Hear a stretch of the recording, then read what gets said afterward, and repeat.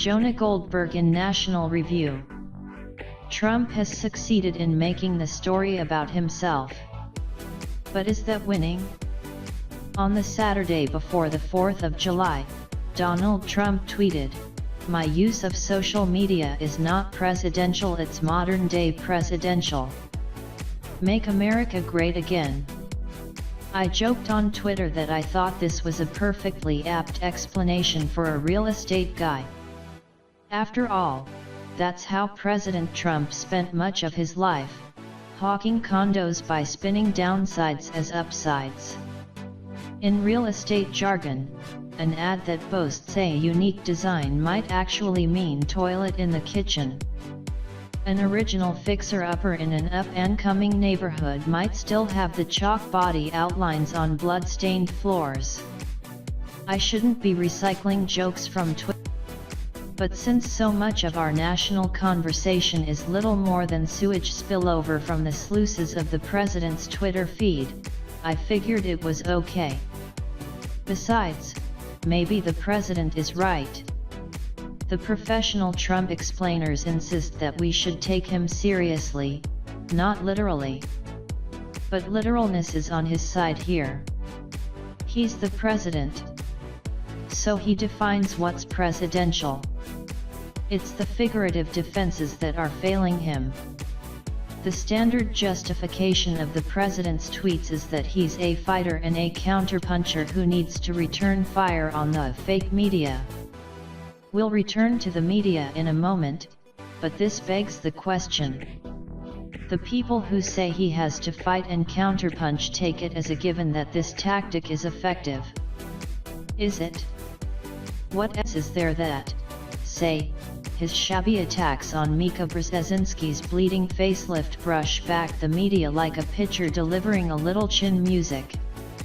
Is the argument really that media coverage of the Trump administration would be worse if not for his seemingly aphasic outbursts and insults?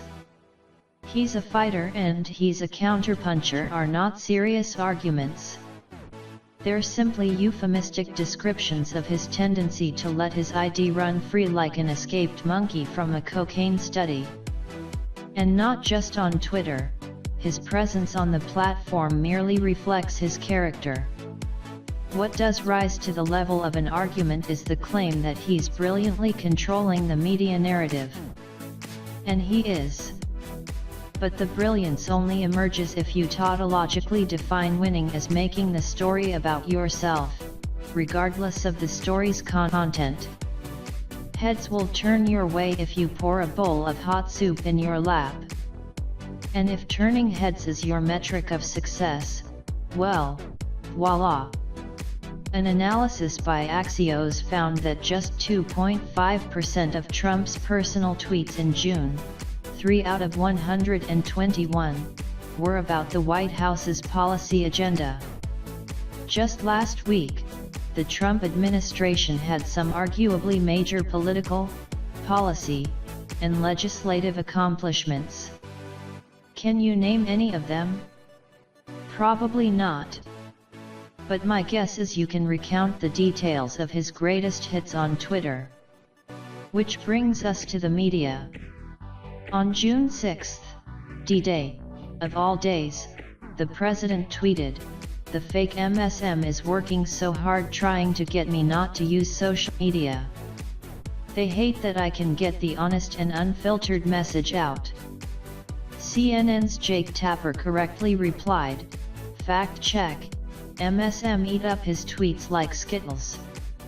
It's WH advisors, lawyers, and Trump supporters who want him to stop tweeting. Individual journalists such as Tapper notwithstanding, the media rival the president in their self-absorption and self-regard. If I give my dogs a choice between eating a bowl of hamburger or a bowl of kale, they won't even see it as a choice. Similarly, given the option of talking about good news for the administration or talking about themselves as heroic martyrs and truth-tellers persecuted by the president, they'll take the bait every time. My National Review colleague Kevin Williamson makes a powerful case that the president needs boost the dose needs media attention the way a junkie needs his junk. I think that's irrefutable. But if attention is the junk, the media is the junkie's CO-dependent junkie girlfriend.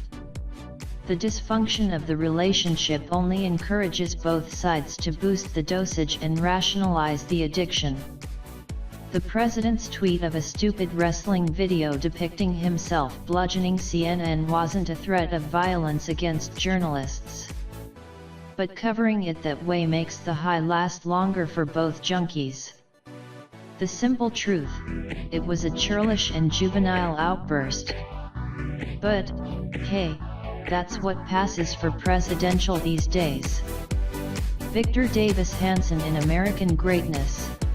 Thanks you. And subscribe channel.